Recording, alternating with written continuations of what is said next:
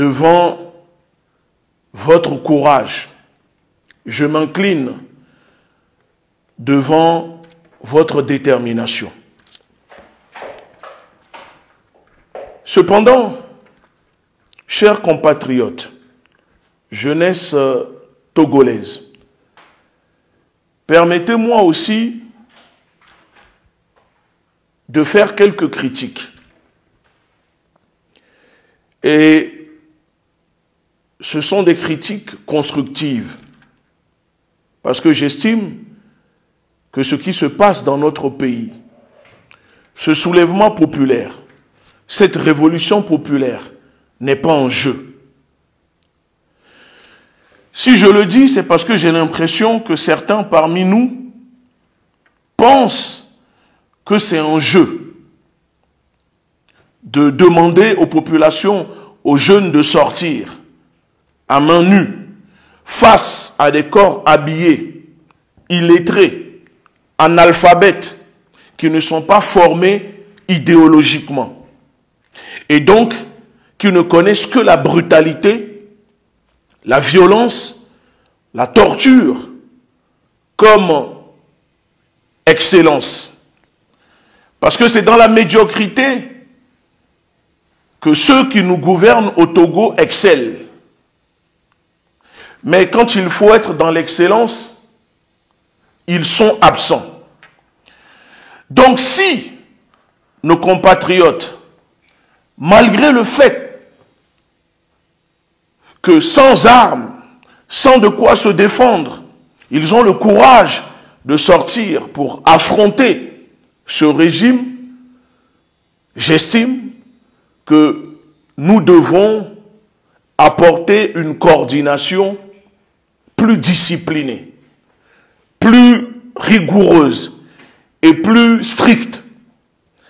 C'est comme cela que les pays de l'AES, quand nous avons mené la lutte au Mali, le Niger, le Burkina, c'est grâce à cette rigueur, cette discipline que nous avons réussi à battre l'impérialisme, le néocolonialisme, et aujourd'hui, nous avons vu que quand la mobilisation a pris de l'ampleur, il y a des militaires patriotes qui sont sortis pour prendre leurs responsabilités.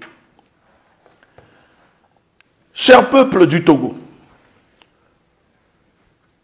jeunesse togolaise, vous savez, je ne vais pas tout déballer dans cette vidéo. Je ne vais pas tout dire aujourd'hui. Mais j'aimerais répondre à ceux parmi vous, à ceux qui font partie de l'organisation pour que le Togo soit libéré et qui trouvent que la Ligue de défense noire africaine, qui trouve que moi-même, en tant que responsable, je suis trop radical, qui trouve que nous sommes trop anti-impérialistes, j'aimerais leur répondre. Vous savez, dans une révolution, s'il n'y a pas la radicalité, vous envoyez le peuple à l'abattoir. S'il n'y a pas de discipline, vous envoyez le peuple dans une totale désorganisation. S'il n'y a pas de rigueur, vous envoyez le peuple vers la défaite. Je ne peux pas être plus radical qu'un régime qui possède des armes, qui tire à balles réelles sur sa population, qui n'hésite pas à torturer des femmes, des enfants, qui n'hésite pas à inciter au génocide, à l'épuration ethnique d'une partie de notre population. Parce que avant d'être Kabyé, avant d'être Kotokoli, avant d'être Tchokosi, Moba, avant d'être Aoussa, avant d'être Guin, nous sommes des Togolais. Nous sommes des fils et filles de la patrie. Beaucoup de jeunes nous écrivent, et cela n'a pas commencé hier, non. Beaucoup de jeunes nous écrivent depuis le 6, en nous disant qu'ils ne comprennent pas pourquoi on leur demande de sortir. Ils le font en bravant le danger, en affrontant la violence. Et on leur demande d'être pacifiques. On leur demande de ne pas réagir. Et je réponds en disant que la LDNA, la BRDP n'est pas partisane de la, comment dire, je ne dirais pas la violence, parce que personne n'est pour la violence.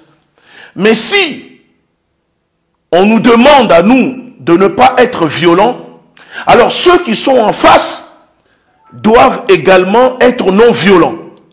Mais on ne peut pas, nous, utiliser la violence sur nous, sans armes, sans de quoi se défendre, et on va nous demander d'être non violents. Moi, je ne suis pas d'accord. Je ne suis pas d'accord parce que tous ceux qui nous suivent, qui suivent la lutte de la LDNA, de la Ligue de défense noire africaine, le savent. Je le dis toujours, si on doit être non violent, alors tout le monde doit être dans la non-violence. Mais si eux ont le droit d'être violents, alors je vous le dis, chers compatriotes, je vous le dis, chère jeunesse togolaise, vous avez le droit aussi d'être violents. Aucune révolution ne se mène sans sacrifice. Aucune révolution ne se mène sans brutalité. La tolérance zéro ne doit pas exister uniquement pour nous, les opprimés. Alors qu'en face, l'oppresseur utilise tous les moyens pour se défendre, pour nous agresser. Moi, je ne suis pas d'accord. C'est pour cette raison que je l'ai dit et je le répète à maintes fois, que nous sommes en train de préparer une rébellion, un mouvement politico-armé. Parce que je le dis et je le crois, que face à ce régime, c'est la détermination qui compte. Ce n'est pas le nombre. Vous savez, j'entends beaucoup de personnes dire il faut que l'ensemble des Togolais sortent dehors. Mais vous pouvez faire sortir 1 million de Togolais.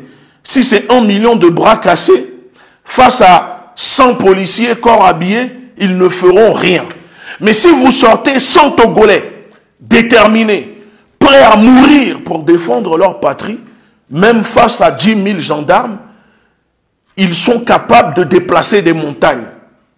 Le nombre compte quand en face, les gens sont déterminés. Mais ce que je constate et ce que j'ai vu depuis le 6, c'est que le peuple qui se mobilise, les jeunes qui sortent, sont très déterminés. On le voit, des femmes qui affrontent ce régime et leurs miliciens à main nue, please, qui affrontent leurs miliciens à main nue, qui n'hésitent pas à se mobiliser. Alors face à cela, ceux qui sont censés coordonner doivent eux-mêmes être dans la rigueur, la discipline. Ce n'est pas normal que pendant toute une journée, pendant que nos soldats sont sur le front de bataille, pendant que la jeunesse togolaise est mobilisée, ceux qui sont censés les motiver, les coordonner, ne prennent pas la parole pour informer toute la journée le monde entier de ce qui se passe.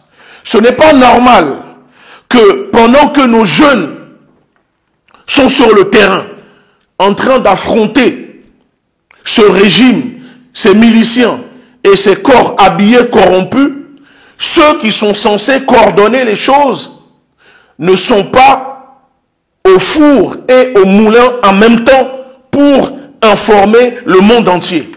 Il ne suffit pas seulement de sortir le soir pour faire des lives et demander au peuple de partager qu'il faut 200 000 personnes, qu'il faut 1 million de likes, qu'il faut tel nombre de personnes. Non, ce n'est pas ça la lutte. Ce n'est pas comme ça qu'on mène une révolution.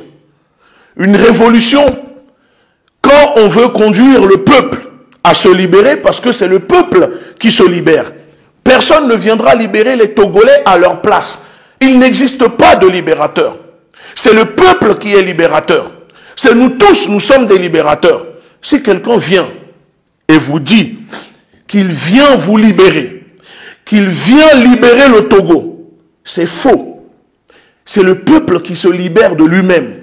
Et on ne peut pas libérer un peuple qui n'est pas prêt, qui n'est pas armé physiquement, qui n'est pas armé idéologiquement, qui n'est pas prêt mentalement, psychologiquement pour se libérer. Vous pouvez inonder même de l'argent, distribuer des armes. Le peuple ne sera pas libéré. Mais quand le peuple est prêt mentalement, psychologiquement, idéologiquement, comme en ce moment au Togo, parce que les jeunes sont prêts à mourir cette fois-ci pour se libérer du régime nazi de Faure Gnassingbé.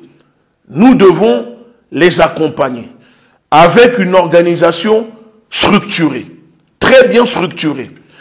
Toute la journée d'hier, la LDNA est restée mobilisée, que ce soit pour partager, pour relayer, publier des messages clairs de revendication, expliquer pourquoi. Nos militants sont sur le terrain. Malheureusement, on ne peut pas prendre le risque de les identifier, parce que le régime, dans le passé, n'a pas hésité à les persécuter. Après, quand nous avons démantelé un réseau pédopornographique au Togo, où la LDNA s'est mobilisée corps et âme pour démanteler et pour faire arrêter ces jeunes qui s'adonnaient à la pédopornographie sur des enfants. Et on s'est rendu compte qu'il y avait des barons du régime, en réalité, qui font partie de ce réseau et que des membres du gouvernement togolais font venir même des Yovos au Togo pour leur proposer des jeunes filles. Donc nos militants à nous, ensuite, après, ont eu des problèmes, des intimidations que nous avons réglés. Alors, depuis, nous avons pris des précautions. Donc si je fais cette sortie, c'est pour dire à mes camarades, c'est pour dire à mes compatriotes, nous sommes en guerre. Et quand on est en guerre, tous les moyens sont bons pour arracher la victoire. Des fois, quand on est en guerre, on n'a même pas besoin de tirer un coup de feu. On n'a même pas besoin de se battre. Et on peut déjà vaincre l'ennemi.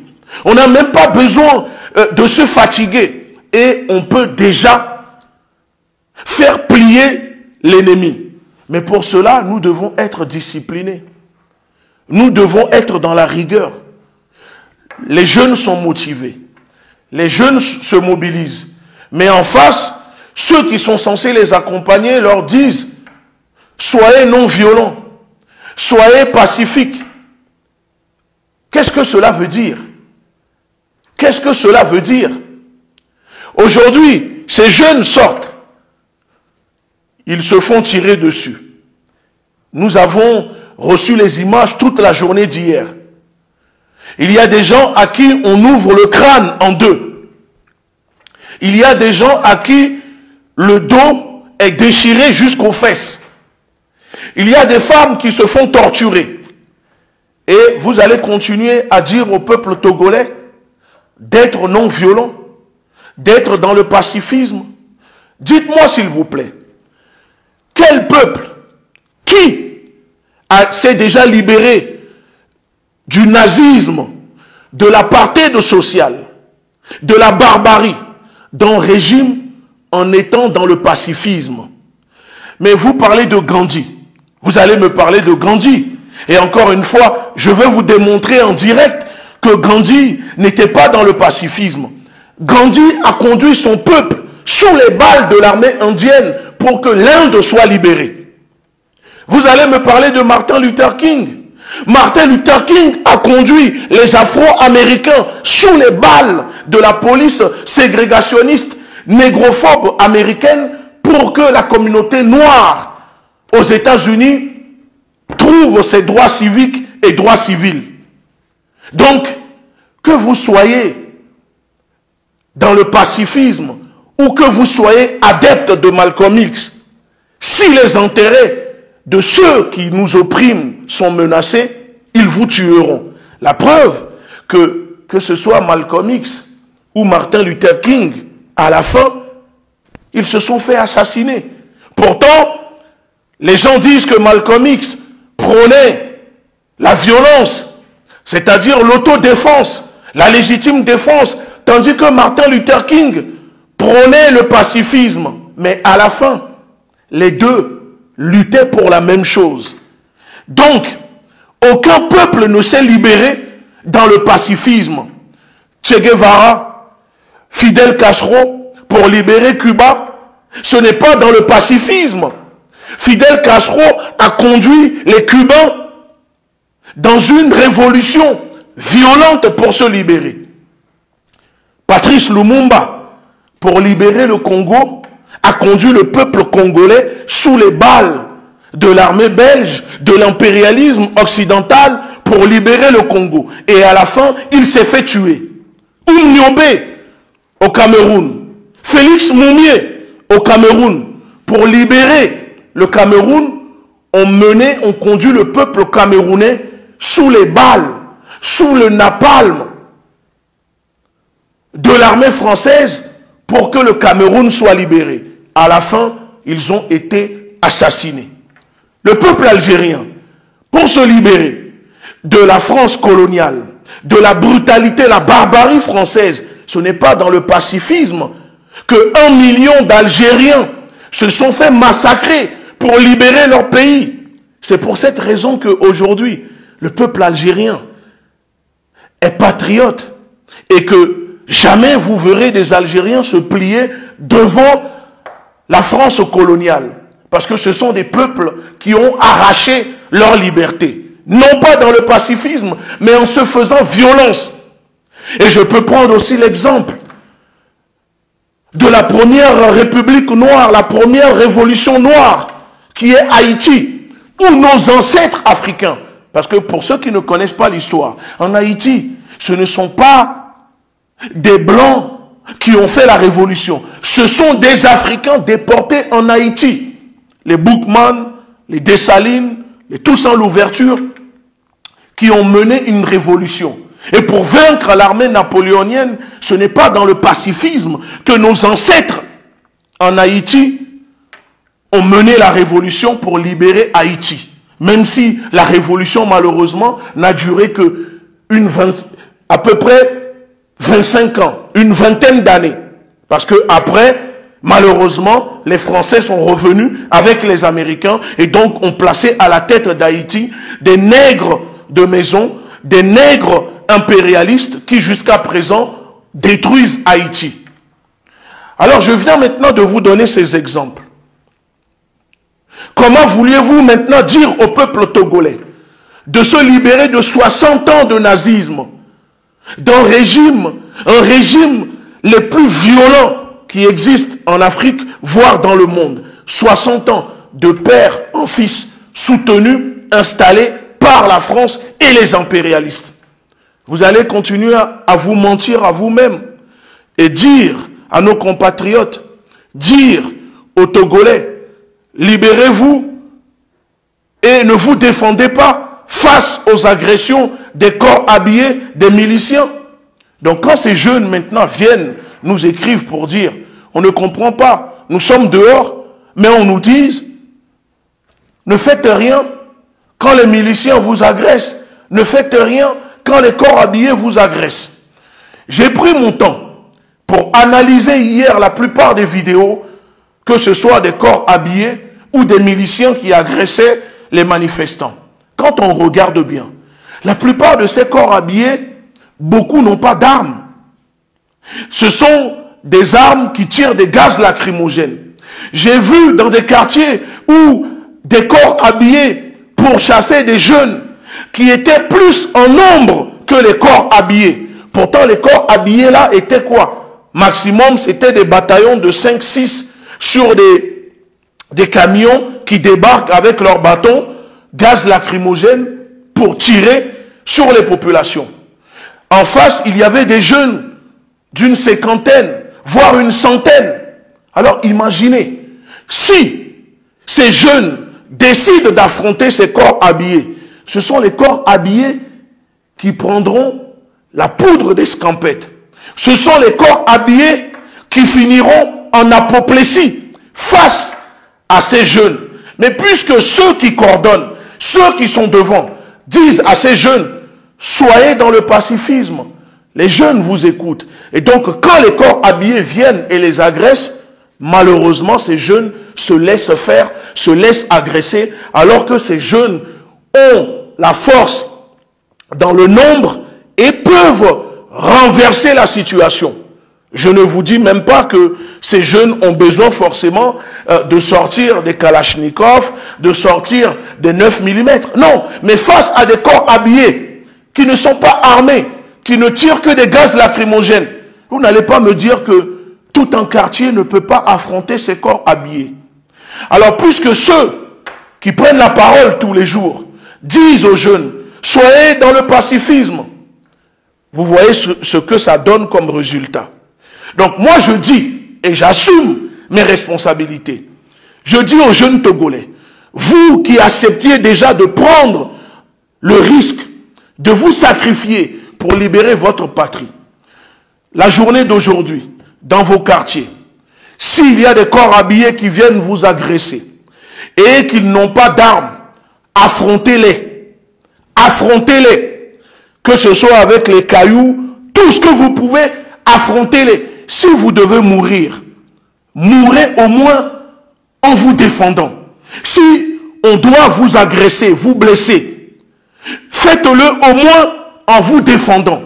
Parce que vous savez, il y a un slogan d'un service que j'apprécie bien, je ne dirai pas le nom.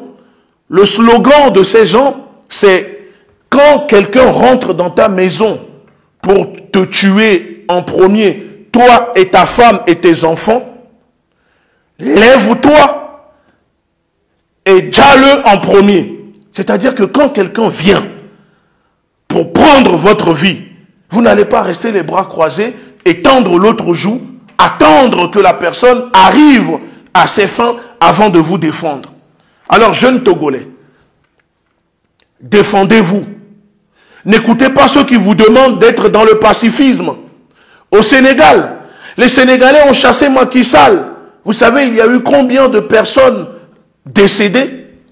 Vous savez combien de Sénégalais se sont sacrifiés tous les jours, pendant des mois, pour se mobiliser, pour leurs convictions, pour leur idéologie? Allez vous renseigner. Alors, je ne comprends pas. Il y a des gens qui diront, nous sommes à l'étranger et on demande aux jeunes. Non, ce n'est pas le cas. Ce n'est pas une question d'étrangers, on demande aux jeunes. Moi, là où je suis, moi j'ai tout pour vivre dignement, avec mes enfants, ma famille. Je peux jouir du bien matériel que je possède. Moi, je n'ai pas besoin de me battre, de me sacrifier pour que les choses aillent mieux au Togo. Mais je le fais parce que c'est ma patrie. Je le fais parce que j'estime que chaque Togolais a le droit de vivre dignement. Que chaque enfant, chaque femme, chaque homme au Togo a le droit de goûter à la souveraineté, à la liberté, à l'indépendance. Parce que c'est notre pays, c'est notre patrie. Et si Faure Gnassingbé ne veut pas accepter cela, alors que Faure Gnassingbé nous tue tous au Togo, que Faure Gnassingbé vous tue tous au Togo, et comme ça, il pourra vivre tout seul au Togo.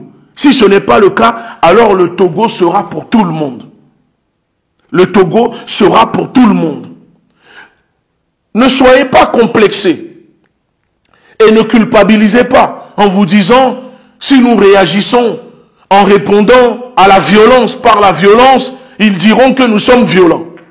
La preuve que vous n'êtes pas violents, mais la propagande de guerre mise en place par ce régime vous fait déjà passer pour des personnes violentes. Parce que c'est leur mode opératoire. Que vous soyez violent ou pas violent, ils diront que vous êtes violent. Alors face à cela, qu'est-ce qu'il faut faire? Allons-nous continuer les 2 jours de mobilisation où des corps habillés pourchassent nos enfants, pourchassent nos frères, pourchassent nos mamans, tabassent des femmes sans défense, sans raison. Et nous allons continuer à dire à notre peuple, soyez non violents. Non, non, moi je ne suis pas d'accord. Je ne suis pas d'accord. Et si tel est le cas, moi je ne veux pas, et je le dis aux jeunes, je le dis aux Togolais, vous n'allez jamais vous libérer de ce régime, de ces milices, de ces corps habillés, si vous êtes dans le pacifisme. Et je le répète, on n'a pas besoin de vous distribuer des armes pour ça. Il y a tellement de quoi se défendre. Il y a tellement de quoi se défendre. Vous savez, la dernière fois, il y avait des gens qui étaient choqués. Choqués parce que je disais, face à des bataillons de corps habillés qui rentrent dans les quartiers, hier on a vu, ces bataillons rentraient même dans les maisons pour traquer les Togolais, pour tabasser les Togolais. Face à ces bataillons, vous qui vivez dans vos quartiers, vous connaissez mieux vos quartiers que ces gendarmes, ces policiers, ces militaires, ces miliciens. En révolution, il y a une arme qui est connue de tous les révolutionnaires, de tous les peuples qui veulent arracher leur liberté. Face aux chars, face aux armes. Regardez ce que les Palestiniens font face aux chars de l'armée Israël. Vous ne voyez pas comment les Palestiniens mènent un combat de guérilla contre les chars de l'armée israélienne. Au Togo, vous vivez dans des endroits que vous seuls, vous savez comment ramener ces corps habillés dans vos quartiers. Cher peuple du Togo, jeunesse togolaise, aujourd'hui, avant de bloquer vos quartiers, avant de lancer la nouvelle bataille pour cette journée, il faut remplir des bouteilles d'essence, fabriquer des cocktails Molotov. C'est simple. Essence, bouteille, torchon, allumettes, briquets. Vous les disposez. Ces corps habillés qui viennent pour vous agresser, vous brûlez leurs camions. Vous allez voir, quand vous allez commencer à les attaquer, une fois, deux fois, trois fois, quatre fois, ils vont commencer à comprendre qu'ils ne peuvent plus venir aussi facilement, rentrer dans vos quartiers, rentrer dans vos maisons et vous agresser. Ensuite, je sais que les gens me diront qu'il faut de l'argent pour se procurer tout ça. Pas de problème. C'est pour cette raison. Je me souviens, j'ai eu une conversation avec une sœur de la lutte. J'ai dit à la sœur, avant de lancer les prochaines dates, on aurait dû mettre en place une cagnotte, récolter des fonds nécessaires, les distribuer sur le terrain pour organiser les choses. Parce qu'on ne peut pas mener une révolution, un soulèvement, si derrière, il n'y a pas un moyen financier. On m'a dit que ça allait se faire, qu'il y avait une cagnotte mise en place. Alors j'aimerais dire maintenant à mes camarades, à mes sœurs, à mes frères, si vous avez mis une cagnotte en place et que l'argent a été récupéré, distribuez à des personnes, envoyez l'argent sur le terrain pour que les jeunes se procurent de quoi se défendre, pour organiser une vraie résistance, une vraie guérilla. Parce que de notre côté, nous faisons ce que nous pouvons. Mais notre organisation est une organisation indépendante. Nous ne sommes pas sous financement de qui que ce soit. On ne reçoit pas de l'argent de qui que ce soit. Donc, nous sommes limités dans nos moyens, dans nos ressources. Mais cela ne nous empêche pas d'organiser les choses sur le terrain. Parce que nous avons l'expérience, que ce soit au Mali, au Niger, au Burkina. Et je le dis, qu'on ne va pas libérer notre pays, chasser Fort Gnassingbé, si on laisse les intérêts de ses maîtres au Togo. Le régime de Gnassingbé sont soutenus, protégés, pour défendre les intérêts de la France coloniale au Togo. Alors comment se fait-il que depuis le 6, que le peuple togolais se mobilise, ceux qui sont devant ne disent pas aux Togolais les cibles légitimes que pour moi c'est là, après Faure Gnassingbé, s'il y a des cibles dont les Togolais doivent cibler au Togo, ce sont les intérêts de la France au Togo. Les décisions pour gouverner, pour réprimer, les Togolais se prennent à l'ambassade de France.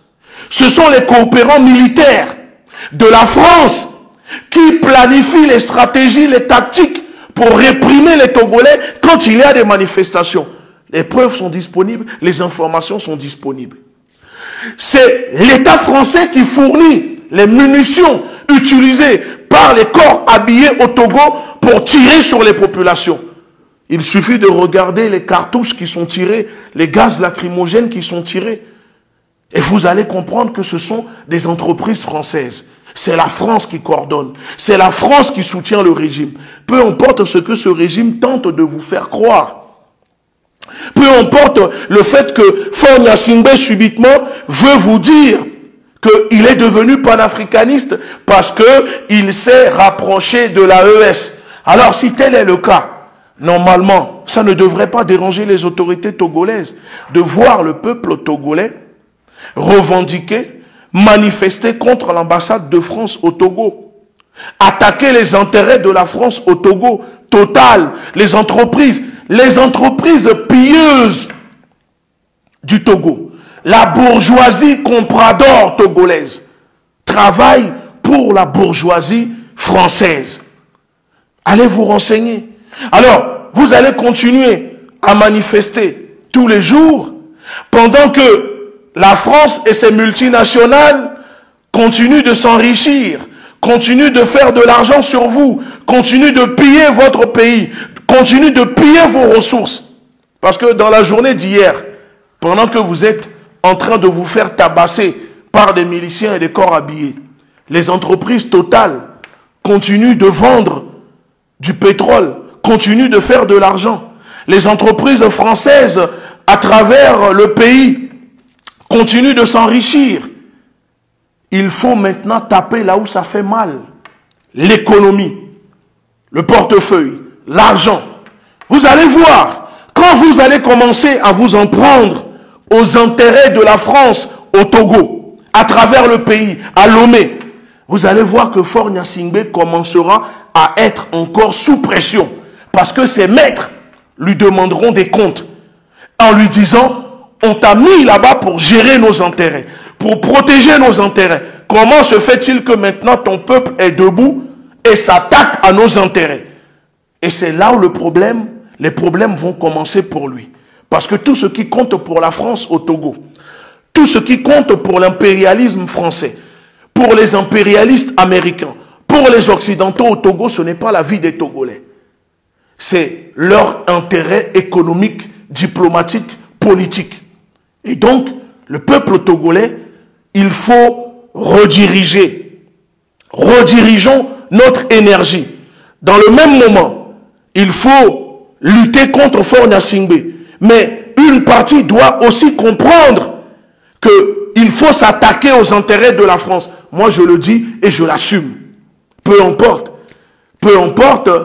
ce que la France fera. Moi, vous savez, je ne vois pas ce que la France peut me faire qu'elle ne m'a pas fait encore. La prison, c'est fait. Les gardes à vue, c'est fait. Interdiction d'Europe, c'est fait. Sanction de l'Union européenne, c'est fait. Diabolisation, c'est fait. Moi, j'accepte. Mais je vous le dis, attaquez-vous aux intérêts de la France dès aujourd'hui et vous verrez que le monde entier commencera à parler de ce qui se passe au Togo. Et ceux qui pensent, mes camarades, qui pensent que les médias france-africains, qui pensent que les médias impérialistes sont avec vous, vous vous trompez. Dans une révolution, il y a des médias à qui on ne doit pas adresser la parole. Il y a des médias à qui on ne doit même pas donner l'heure. Donc quand je vois des Togolais courir pour solliciter l'aide de France 24, pour solliciter RFI. C'est là où je me dis, vous n'êtes pas conscient, vous n'êtes pas armés idéologiquement, vous êtes des analphabètes politiques. Parce que ce sont ces médias qui sont complices de ce qui se passe au Togo, qui ont toujours couvert les crimes du régime togolais. Les informations sont disponibles. Je vous invite à vous renseigner. Menons notre lutte. Mais on n'a pas à courir après France 24, RFI, TV5. On n'a rien à cirer de ces médias. Parce que ceux qui travaillent pour ces médias, ce sont des agents de l'oppression impérialiste. Ce ne sont pas des journalistes.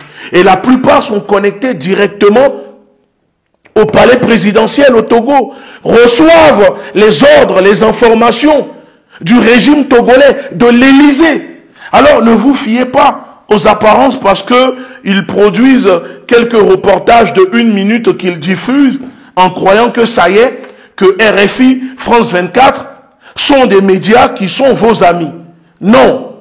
Moi j'ai vu des frères de cette lutte aller faire des interviews avec des médias france-africains les plus, comment dire, racistes qui existent sur les réseaux sociaux. Un média qui s'appelle LSI, qui passe ses journées à faire des publications contre l'AES, contre les dirigeants souverainistes, contre les panafricanistes, qui nous accusent de tous les noms. C'est une erreur d'aller sur ces médias, faire des interviews avec ces médias. Et c'est ça qui fait que le régime togolais instrumentalise vos erreurs en disant que voici la preuve que c'est la France qui vous finance, c'est la DGSE qui vous finance pour renverser Faure Gnassingbé. Voici la preuve que vous allez chez RFI, vous allez chez France 24, vous allez chez LCI, LSI, ou ces médias france-africains connus pour être des souveraineté africaine.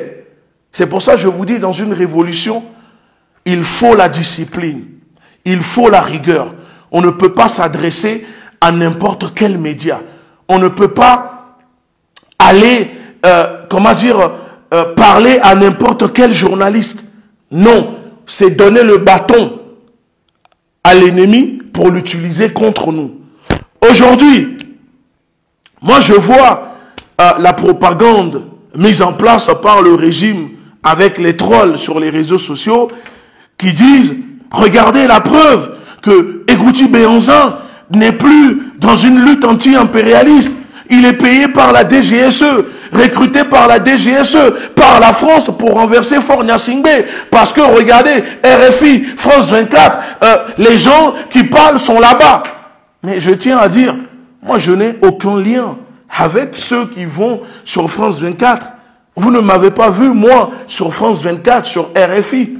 Je suis le premier à aller commenter les publications de RFI, de France 24, pour leur dire d'arrêter de tenter de récupérer la lutte du peuple qui s'est levé tout seul. Quand ces médias ont commencé à dire « Ah, l'opposition togolaise demande, appelle le peuple à se soulever contre Faure », j'ai tout de suite réagi en leur faisant comprendre qu'il faut arrêter cette manipulation. Il y a un ami journaliste en Russie qui avait fait une vidéo où il s'est trompé en parlant d'opposition. J'ai pris mon téléphone, j'ai appelé directement ce journaliste en lui disant « Je veux, s'il te plaît, que tu puisses rectifier l'erreur que tu as commise dans ta première vidéo. Ce n'est pas l'opposition togolaise, c'est le peuple togolais qui se mobilise via les réseaux sociaux. » Il a repris la parole, il a expliqué en corrigeant cela, en disant la mobilisation que l'opposition a tenté de récupérer, initiée par les jeunes Togolais. On fait le travail en privé.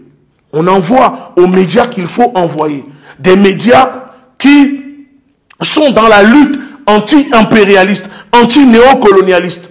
Moi, jamais je n'irai chez RFI ou j'irai demander à France 24 de publier quoi que ce soit pour nous. Parce que cette lutte que nous menons au Togo, c'est aussi contre ces médias qui travaillent pour l'impérialisme français. Ce sont des médias qui sont financés par l'Élysée, par la DGSE, par le Quai d'Orsay, pour inonder, manipuler l'opinion africaine. Donc, ne vous fiez pas aux apparences. Ne croyez pas que RFI fera des sorties pour, comment dire, vitrifier Faure Gnassingbé. Non, ils font le minimum pour vous donner l'air. Parce que l'Élysée a changé de stratégie, c'est-à-dire plus